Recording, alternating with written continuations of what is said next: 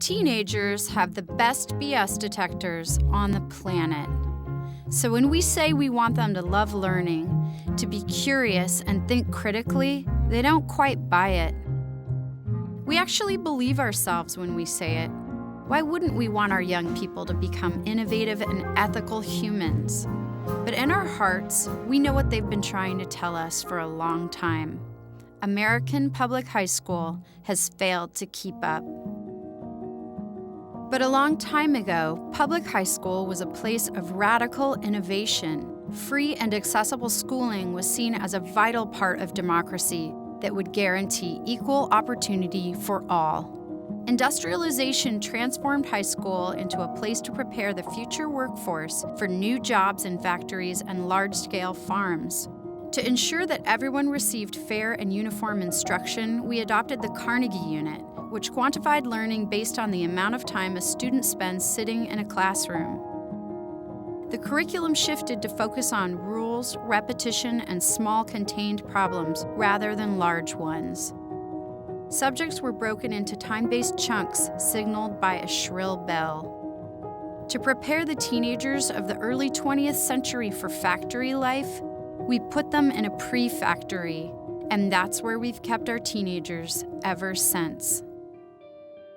In the last 100 years, as careers have moved from the industrial to the idea-driven, as global economies have risen and fallen, as women have strengthened the workforce, as the U.S. has welcomed nearly 250 million new people, as we've gone from a Model T to a Tesla and a switchboard to a smartphone, high school has stayed frozen in time. We want our students to think critically, but we make them memorize. We want intellectual curiosity, but we pad the schedule with easy courses. We want innovation, but we teach to a packet. We want self-reliance, but we force them to sit prisoner in the name of learning. Our refusal to act is costing us. America is falling behind in the world, and every year we're losing more ground. But here's the thing. We can fix this.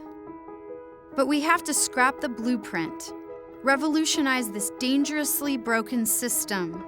And if we do, if we can completely transform the model for public high school, we think we can change a whole lot more. If we change high school, we can change the future workforce for a complex, competitive world.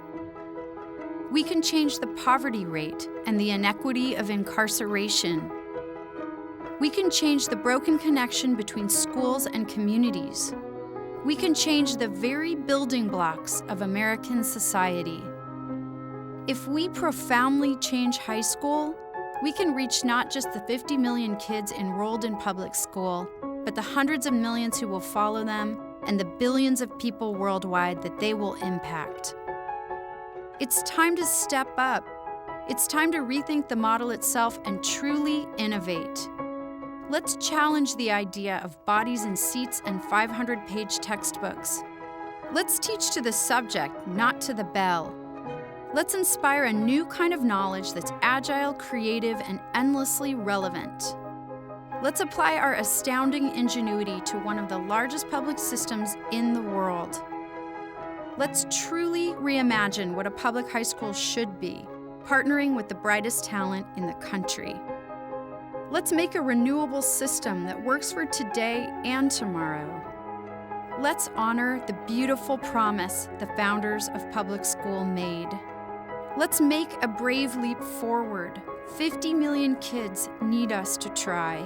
Let's build a super school.